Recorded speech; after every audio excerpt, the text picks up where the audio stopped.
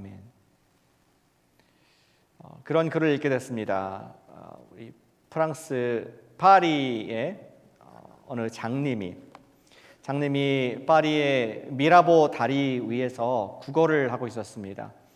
그의 가슴에는 팻말이 이렇게 붙여 있었습니다.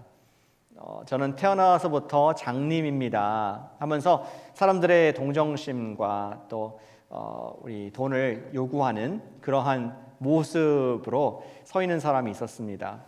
근데 어떠한 신사가 지나가다가 이 사람이 너무 딱하고 안 돼서 물어봤습니다. 하루에 이렇게 구걸해서 얼마나 버십니까? 그러니까 그분이 말하기를 10프랑 밖에 못 법니다 하면서 씁쓸한 표정으로 장님이지만 그런 표현을 했다고 합니다. 그랬더니 신사분이 갑자기 잠깐 좀 팻말을 저에게 주시겠습니까? 건네줬습니다. 그것을 뒤집더니 거기다가 뭔가 글을 끄적끄적 쓰고 다시 돌려주었습니다. 그리고 나서 한 달이 지났다고 해요. 그 신사가 다시 그 다리를, 미라보 다리를 건너고 있을 때 물어봤습니다. 저 기억하십니까? 보이진 않지만 소리가 기억났습니다. 아유, 반갑습니다. 지난번에 저한테 큰 도움 주셨습니다. 어떠십니까, 수입이? 그랬더니 감격하면서 아니, 어떻게 뭐를 쓰셨길래 제가 예전에는 10프랑밖에 못 받았는데 이제는 하루에 50프랑을 받고 있어요 하면서 굉장히 고마워하는 것이랍니다. 그래서 물어봤습니다. 너무 궁금해서 이 장님이니까 뭐라고 글을 썼습니까? 그랬더니 그 신사가 말하기를 제가 한 건 별거 없습니다. 당신은 처음에 저는 장님입니다. 태어날 때부터 장님입니다. I was born blind 썼지만 저는 뒷면에 이렇게 썼습니다. 이제 곧 봄이 오는데 저는 그것을 볼 수가 없습니다. 그러면서 얘기하는 것이 사람들은 그냥 객관적인 사실만 기록하면은 여기는 이해가 되지만 감동이 없다. 그래서 감정적인 진심 어린 그러한 글을 썼을 때 사람들이 움직이고 당신에게 이런 이득이 있었던 것이다. 이러한 이야기를 했다고 합니다. 그 글을 쓴 사람은 우리 프랑스의 시인인 로제 카이와라는 그런 시인이라고 합니다. 저는 잘 모르겠지만 유명한 시인이 이러한 일화를 남겼다고 합니다. 우리 말에는 굉장한 큰 힘이 있어요. 어떻게 말을 하느냐에 따라서 우리의 삶의 결과가 달라질 수 있습니다. 우리 한국말에도 말 한마디로 천냥빚을 갚는다고 말하지 않습니까? 천냥이 얼마나 많은 돈인지는 모르겠습니다, 요즘 시대에. 그러나 우리가 말만 잘해도 돈이 생깁니다. 말만 잘해도 우리 인생의 방향이 바뀔 수가 있습니다. 우리가 가는 진로가 전혀 달라질 수 있다는 것을 우리는 경험을 해본 적이 있는 줄로 압니다. 근데 언어라는 것, 혀라는 것은 사실 하나님께서 창조하신 것이죠. 하나님께서도 말씀으로 천지를 창조하셨습니다. 하나님께서도 말씀을 사용해서 우리에게 이런 귀한 영적인 진리를 우리에게 주셨습니다. 우리는 믿음의 사람으로서 믿음을 보이라. 우리 연말과 연초에 하나님 사람은 믿음을 좀 보이고 행하는 믿음을 갖기를 원하는데 이렇게 중요하게 하나님께서 사용하시는 도구인 언어를 잘 사용하여서 믿음을 세울 수도 있고 다른 사람들에게 연자맷돌 실족하게 할 수도 있습니다.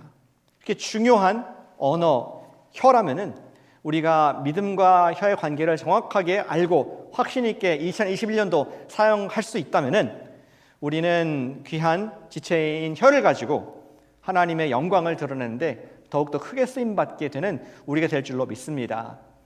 오늘 함께 주시는 말씀은 질문은 이것입니다. 지혜로운 혀는 무엇인가? 오늘 설교의 제목같이 질문을 던져봅니다. 지혜로운 혀는 무엇인가? 저의 말이 아니고 야고보 사도의 말을 통하여서 우리가 믿음의 사람, 믿음을 보이기 위해서 지혜롭게 혀를 사용하는 우리가 되기를 소원하는 마음으로 이 TV 화면 앞에, 유튜브 앞에 섰습니다. 우리 첫 번째 원리가 있습니다. 여러분들 주보 받으신 것에 그 첫 번째 라인인데 제가 읽어보고 여러분 한번 따라해 주시면 감사하겠습니다. 지혜로운 혀란 절제하는 혀이다. 같이 해주시죠. 지혜로운 혀란 절제하는 혀이다. 절제하는 혀이다. 제가 적은 것은 지혜로운 혀는 절제한다 이렇게 적었습니다. 말에는 실수가 많다는 것이죠. 절제가 필요한 것을 아는 사람이 지혜롭다. 1절 말씀 보시길 바랍니다. 내 형제들아, 너희는 선생된 우리가 더 큰 심판을 받을 줄 알고 선생이 되지 말라. 온갖 교사님들이 다 포함되겠죠. 우리 대학 교수부터 뭐 고등학교, 중학교, 초등학교, 목사까지. 우리 사도 야고보가 말하는 교사가 되지 말라는 교사의 컨텍스트는 사실 유대교에서 랍비를 말하는 것입니다. 성경 교사가 너무 되려고 노력하지 말라.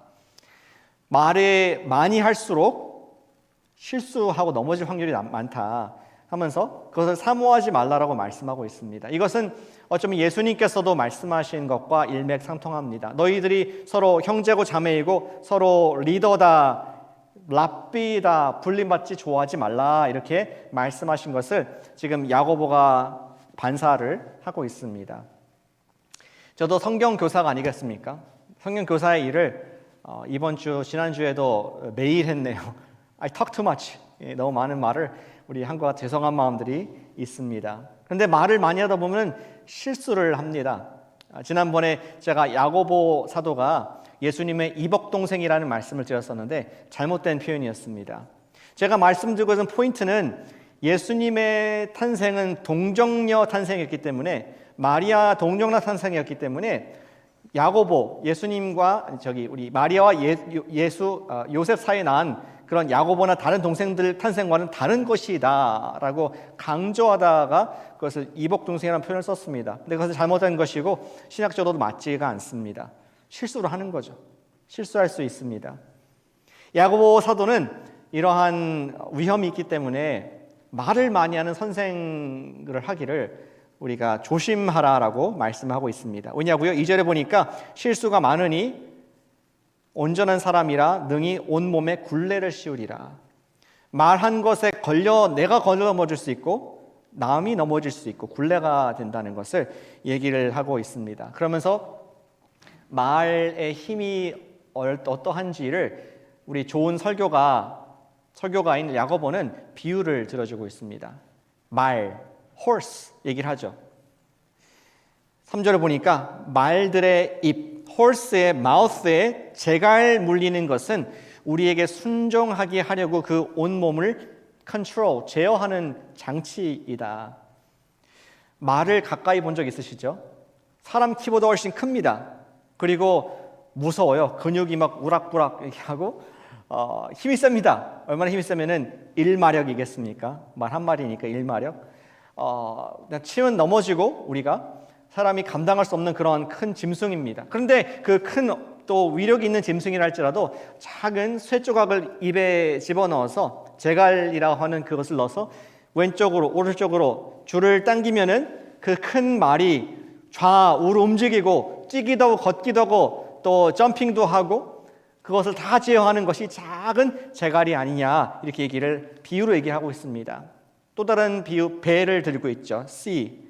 우리 바다에 있는 배, 보트인데 또 배를 보라 4절에 크고 광풍에 밀려가는 것들을 지극히 작은 키로서 사공의 뜻대로 운행한다. 배의 뒤에 있는 키, 영어는 rudder. 그것만 살짝 움직이면은 아무리 집체많은 배라 할지라도 방향이 틀어진다는 것이죠. 만약에 야고보 사도가 오늘날의 배의 사이즈를 봤다면 기절초풍할 것입니다. 뭐 집채만한 배가 아니라 요새는 뭐 고층 건물만한 그런 큰 유조선들이 바다를 떠다니고 있죠. 그래서 근데 역시 마찬가지로 그 엄청난 규모의 산만한 그런 배라 할지라도 사공의 또 파일럿의 세일러의 손끝 하나로 전체가 움직여지고 속도가 달라지는 그러한 놀라운 항해에 제어를 할 수 있는 것이 바로 배의 모습이다 이렇게 얘기합니다. 지금 야고보가 말하고 싶은 그 결국 결론은 혀를 말씀하는 것입니다. 5절에 이렇게 기록하고 있습니다.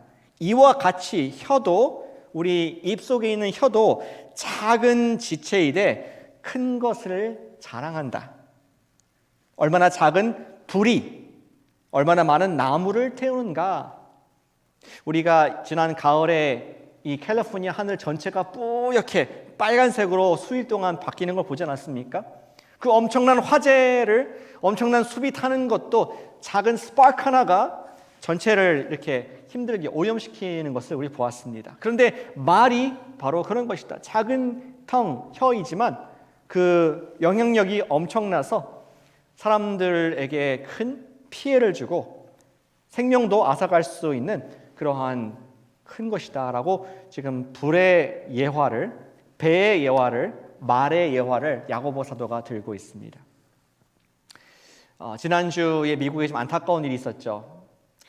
대통령이 한 말로 인해서 현재 그 새로운 대통령 선거를 했는데 11월 달에 그것이 잘못되었다, 부정이다라는 자꾸만 거짓된 말을 해서 어려움이 있었습니다. 물론 민주주의이기 때문에 개인이 자기 의견을 표현할 수 있습니다.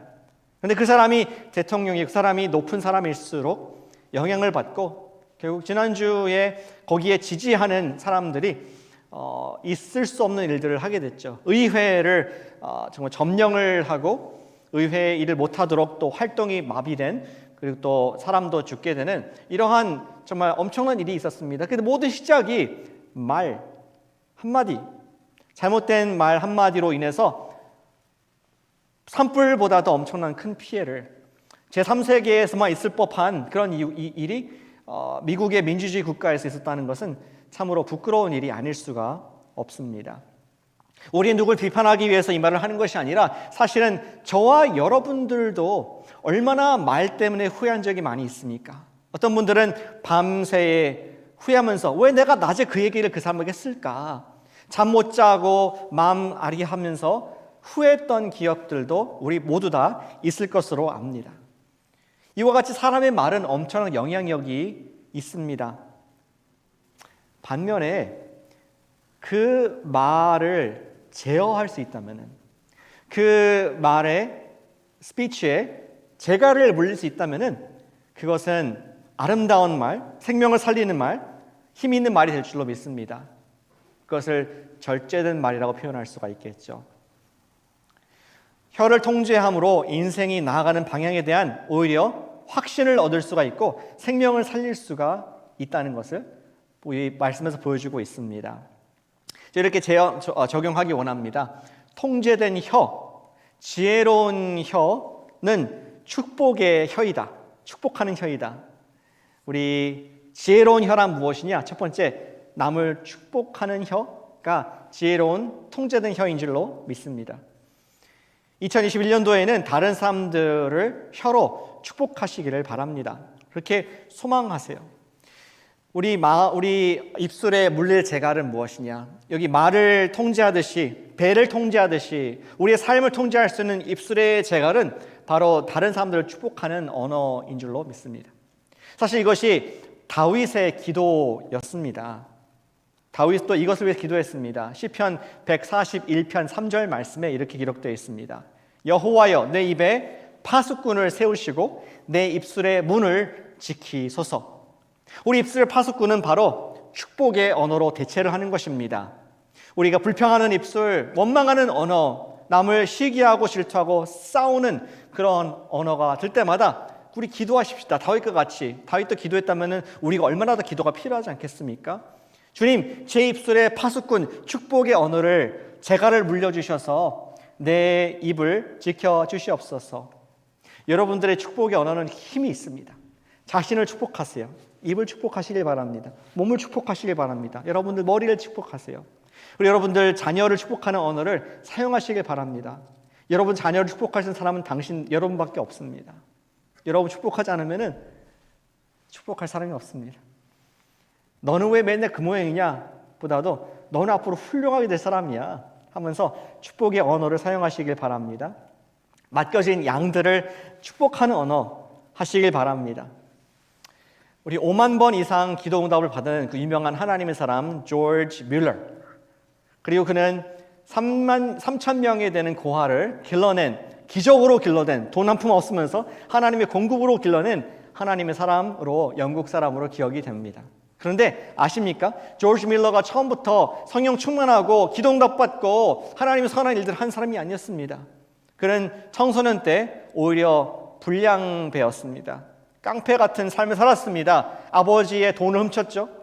잡혔습니다. 경찰서를 자기 집 드나듯이 들었습니다. 결국에는 감옥에까지 갇힌 그러한 실패한 젊은 인생으로 시작이 됐습니다. 근데 그를 불쌍히 여겨서 동네에 가까운 목사님이 그에게 이런 조언을 했습니다. 조지, 나쁜 버릇은 하루아침에 고쳐지지를 않아. 하지만 하나님께서는 한 번 택한 너를 절대로 놓치지 않는다는 그 사실을 꼭 기억하길 바래. 그리고 하나님을 향한 거룩한 삶을 사는 것을 절대로 포기하지 마. 너는 앞으로 내가 보니까 너무나 훌륭한 인물, 하나님에게 크게 쓰실 사람이 될 거야. 이렇게 얘기하자 젊은 조지 마음속에 엄청난 용기가 되었고 그 말씀을 아멘으로 받았던 것 같습니다. 그 한마디의 말씀이 그의 인생의 방향을 완전히 틀어서 그로 하여금 기도의 사람, 믿음의 사람, 기적의 사람으로 역사 속 가운데 기억되는 그의 인생을 바꾼 말씀이 되었다고 합니다.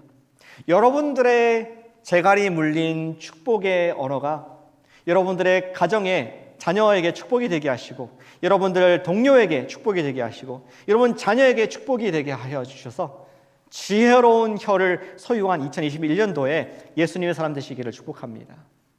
아멘이시죠? 지혜로운 혀는 절제된 혀입니다. 축복의 혀입니다. 두 번째 우리 야고보 사도가 말하는 것이 있습니다. 지혜의 혀는 무엇입니까? 축복으로 절제, 축복이라는 재갈로 물리는 혀일 뿐만 아니라 두 번째 원리는 이렇습니다.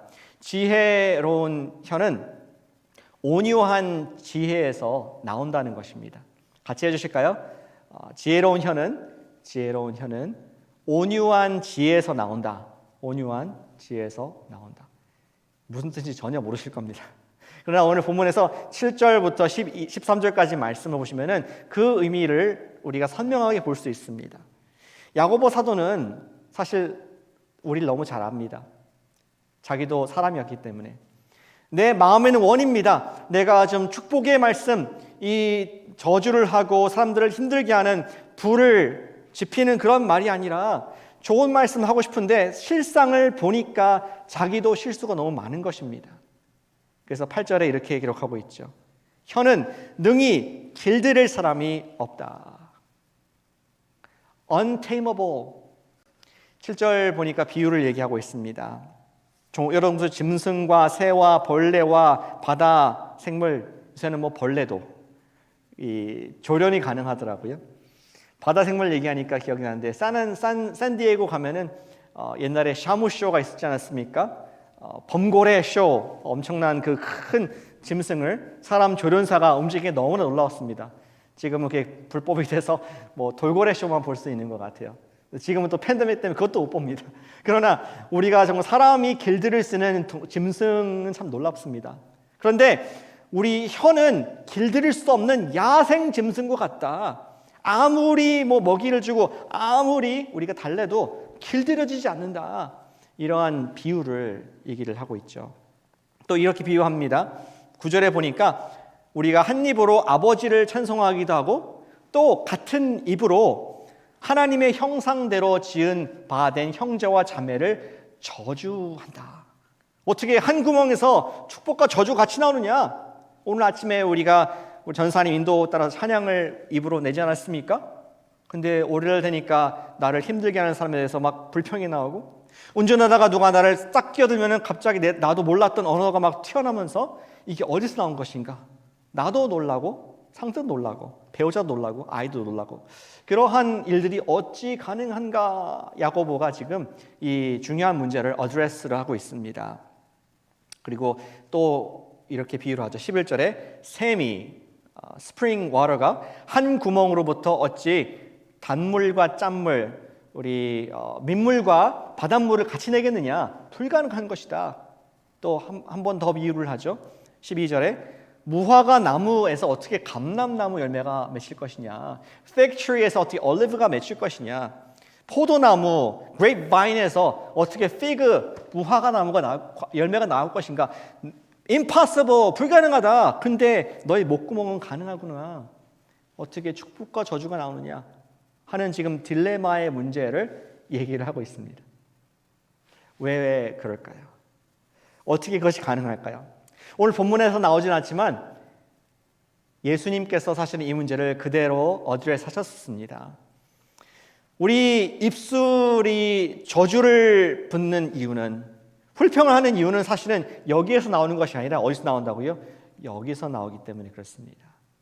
예수님께서 마태복음 12장에서 이렇게 말씀하셨습니다. 12장 34절과 35절 말씀에서 바리새인들을 향해서 이렇게 말씀하십니다. 독사의 자식들아, 너희는 악하니 어떻게 선한 말을 할 수 있느냐? 악한데 여기가 어떻게 착하겠느냐? 마음에 가득한 것을 입으로 말함이라. 선한 사람은 쌓은 선한 것을 내고 악한 사람은 그 쌓은 악에서 악한 것을 내느니라. 너무나 당연한 것이 아니냐? 여기를 길들이라 그러지 말고 여기를 길들이라 하는 것을 예수님께서 말씀을 하고 계십니다. 악한 혀의 권세에 재갈을 물릴 수 있는 것은 여기에 재갈이 아니라 여기에 마음의 재갈을 물릴 것을 주님께서 말씀을 하셨습니다. 우리 인정할 건 인정하겠습니다. 우리는 본성적으로 나만 아는 사람입니다. 이기적이어도 너무 이기적인 사람입니다. 이 속에 나라는 큰 우상이 있어요. 큰 동상이 있어가지고 언제나 나에게 절을 합니다. 인생의 모든 결정은 누가 합니까? 내가. 나에게 주변 모든 것이 누구 겁니까? 내 거. 내가 이룬 성공 다 누가 한 것입니까? 내가 한 거. 라는 그런 하나님께 합당한 경배와 영광이 아니라 나를 경배하고 내가 주인된 삶을 살아가는 것이 악한 우리의 본성입니다. 그러니 입술은 어떻게 했습니까? 나보다 좀 못한 사람이 보이면은 멸시하는 말이 나오게 됩니다. 나보다 좀 잘난 것처럼 보이면은 그 사람에 대해서 욕설을 하는 말이 나오는, 내가 주인되고 내가 우상이기 때문에 그런 것들이 나오는 것이 사실은 당연합니다. 구원받지 못한 우리의 마음을 말씀드리는 것입니다. 어떠한 방법이든지 우리의 마음이 혀로 표현되는 것이죠. 그래서 한번 여러분들 스스로 말한 걸 들어보세요. 녹음을 해서 듣든지 비디오를 통해서. 저는 설교한 뒤에 꼭 비디오 보거든요. 내가 무슨 말을 했나? 왜 저 말을 했을까? 근데 들어보시면은 여러분들의 마음의 지표가 됩니다. 내가 지금 하는 말들이 감사의 언어가 나오나, 내 하는 말들이 다른 사람들을 축복하는 사랑의 언어가 나오는가, 아니면 늘 걱정과 한숨과 염려와 다른 사람들을 원망하는 말들이 나오는가. 그것은 우리의 마음의 지표가 되는 줄로 생각합니다. 그럴 때 우리 어떻게 될까요? 어떻게 하면 우리의 입술을 제어하고 마음을 제어할 수 있겠습니까? 사도 야고보는 13절에서 그 답을 우리에게 주고 있습니다. 같이 한번 보시죠. 13절 말씀에 너희 중에 지혜와 총명이 있는 자가 누구냐? 아까 우리 지혜로운 혀에 대해서 계속 말씀드리고 있는데 오늘 본문의 제목 여기서 갖고 온 것입니다. 지혜와 총명이 있는 사람이 누구냐 하면서 그 사람에 대한 정의를 그 다음에서 볼 수 있습니다. 그는 선행으로 말미암아 지혜의 온유함으로 그의 행함을 보일지니라. 아멘. 지혜로운 사람은 말을 많이 하는 사람이 아니라 그의 선한 행동을 보이는데 그 선한 행동이 바로 뭐냐? 지혜의 온유함이라는 태도와 행동이다라는 표현을 쓰고 있습니다. 온유함이라는 것이 무슨 뜻일까요? 지혜의 온유함. 온유라는 단어는 예수님과 관계된 단어입니다. 구체적인 단어입니다. 산상수훈에서 예수님께서 온유한 자가 복이 있다. 온유하다는 것이 무슨 뜻일까요? 아주 쉽습니다. 온유하다는 것은 겸손하다는 것입니다. 뭐라고요? 온유란? 겸손합니다. 근데 그냥 겸손이 아니고요. 누가 나를 칭찬했을 때 겸손할 수 있는 겸손함이 온유함. 또 누가 나를 막 헐뜯고 비판했을 때에 겸손할 수 있는 그 마음이 온유입니다. 누가 나를 칭찬하든 누가 나를 꾸짖던 겸손하게 받을 수 있는 그 마음이 예수님의 마음, 온유한 마음이라는 것이죠. 어떻게 그러한 마음이 가능할까요? 그것은 하나님께서 다 보신다, 하나님께서 다 아신다는 믿음이 있는 사람이야만 예수님의 온유함을 가질 수가 있는 줄로 믿습니다.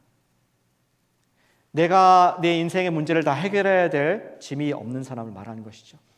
내가 스스로를 설명해야 되고 내 스스로를 변호해야 될 필요가 없는 사람은 온유한 지혜를 발휘할 수 있습니다. 예, 온유한 지혜는 그런 것입니다. 야고보 사도가 말하는 것은 참된 마음의 지혜는 행동에 있다는 것입니다. 행동이 말보다 더 크게 말을 한다는 것이죠. Actions speak louder than your words.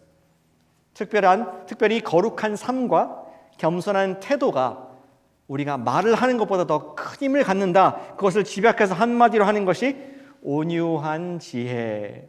온유의 지혜를 우리 가질 때, 여기에 품을 때, 여기에서 우리가 축복이 많이 나올 수가 있고, 또 실제로 말을 안 하더라도 우리의 삶에 든든함이, 믿음이 세워지게 되는 줄로 믿습니다. 13절에 지혜의 온유함으로 그 행함을 보일지니라. 말로 보인 게 아니라 지혜의 온유함을 드러내 보여서 증명하라. 이런 말씀을 우리에게 하고 있습니다. 좀 복잡하게 말씀드렸는데 쉽게 이겁니다. 우리 마음속에 예수님의 마음이 있을 때 우리는 지혜의 입술을 가질 수 있다는 것이죠. 뭐가 있을 때? 예수님의 온유의 지혜, 예수님의 겸손의 마음, 예수님의 순종의 마음, 예수님의 그 지혜가 말씀이 있을 때 우리는 그것이 overflow, 넘쳐서 우리 입술이 지혜로운 혀로 사람들을 헐뜯고 불지르는 것이 아니라 생명을 살리고 그들에게 예수님의 생명을 나누는 그러한 축복의 통로, 절제된 축복의 입술을 될 줄로 믿습니다. 이러한 제안을 드리길 원합니다. 어떻게 하면 우리가 이 마음을 온유한 예수님의 지혜로 채울 수 있을까요? 우리 말씀으로 채워야 됩니다. 이걸로 채워야 됩니다. 여러분 중에 큐티하는 분들이 많이 계십니다. 아주 잘하고 계세요. 아침마다 짧은 문단을 읽으면서 하나님의 말씀으로 채우는 여러분들을 격려합니다. 어떤 분들은 우리 주일 설교 이외에도 주중에 다른 목사님들 좋은 말씀들 선별해 들으세요. 이단들도 많이 있습니다. 요새 좋은 말씀도 듣고 내가 그 말씀으로 하루를 시작하는 그러한 좋은 습관들이 있는 분이 있습니다. 근데 let's go further, 한 단계 더 나아가시기를 격려하길 원합니다. 올해 성경 통독을 꼭 완수하시기를 축복합니다. 올해 초 아직 1월 10일인데 많은 주가 남아 있습니다. 우리 처음에 새해 하는 결단들 너무 무너질 수도 있지만 우리가 이 시간에 하는 결단들은 1년 내내 기억이 납니다. 우리가 하나님 말씀을 내 마음속에 흠뻑 마시겠습니다. 우리의 마음에 있는 것에서 입술에 나온다고 했는데 주님, 내가 지혜로운 혀를 갖기 위해서 하나님 말씀을 마음껏 마시길 원합니다. 아까는 우리 다윗의 기도 얘기했습니다. 축복의 언어를 주시옵소서. 기도와 더불어서 말씀, 하나님의 말씀을 내가 통독, 내가 그냥 들이마시겠습니다. 이러한 우리 결단과 계획을 세워보시기를 권면하고 축복합니다. 어느 목사님께서 아침에 새벽 기도 끝나고 나서 루틴을 저한테 말씀해 주시더라고요. 근데 은혜가 됐습니다. 그분은 5시 반에 이렇게 우리 아침 예배를 드리고, 우리 교회도 그렇게 드리죠. 6시에 드리죠. 드리고 나서 바로 집에 가시는 것이 아니라 7시에 스타벅스로 출근을 한다고 합니다. 거기에서 성경을 펴고 성경 10장을 매일 읽습니다. 커피 한 잔이랑 또 페이스트리 하나 시켜놓고 성경을 매일 읽습니다. 10장을 읽습니다. 그분의 목표는 자기의 나이만큼 매해 성경을 읽는 것이죠. 만약에 나이가 45살이다. 그럼 내가 그때까지 성경을 45번은 읽겠다. 이런 각오로 지금까지 성경을 읽어오셨다고 합니다. 도전되지 않습니까? 여러분 나이만큼 성경 읽었습니까? 저는 못 읽었는데 좀 도전받고 있습니다. 그분의 목표는 자기 나이만큼 성경을 계속 읽고 말씀 속에 사는 것이었습니다. 그런데 한 번은 커피숍에서 성경을 읽는데 어떠한 백인 신사분이 와가지고 자기한테 이런 말을 한다는 것입니다. 당신 에이시안인데 성경책이냐고, 코리아로 된 성경책이냐? 맞다니까. 너무 반갑고 You're so beautiful 하면서 뭔가를 건드렸다고 합니다.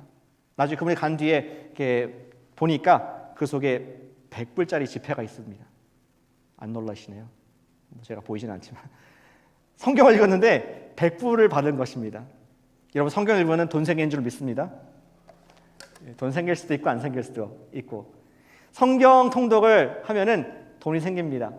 더 중요한 것은 연말에 김성할 전사님이 선물을 줍니다. 그리고 더 귀한 것은 우리가 말씀을 계속 통째로 마시면은 온유한 예수님의 지혜가 생기는 줄로 믿습니다. 사랑하는 여러분, 2021년도가 작년과는 다르기 원치 않습니까? 우리가 이 새해에 결단하시길 바랍니다. 나는 안 돼, 바빠라고 말씀하기 전에 주님, 제가 올해는 내 입술을 지혜로운 입술을 갖길 원합니다. 실수는 좀 안 해야 되지 않겠습니까? 더 이상 실수. 내가 축복의 입술로서 매일 내 입을 축복하고 기도하기를 원합니다. 주님, 내 마음에 재갈을 물리는 마음으로 하나님의 말씀을 매일 내가 10장 또 내가 정한 만큼 스케줄대로 내가 들이키길 원합니다. 이미 큐티하지만 많은 영상과 미디어를 보는 이때에 내 마음이 거기에 휩싸이지 않기 위해서 더 많은, 그거 만약에 2시간 본다면 내가 1시간은 말씀으로 드리겠습니다. 이러한 마음으로 우리가 성경 통독을 또 마음 먹어서 지혜로운 마음에서 지혜로운 입술, 지혜로운 삶, 생명을 살리는 여러분과 제가 되시기를 축복합니다. 아멘이시죠? 이렇게 기도하겠습니다. 시간 기도할 때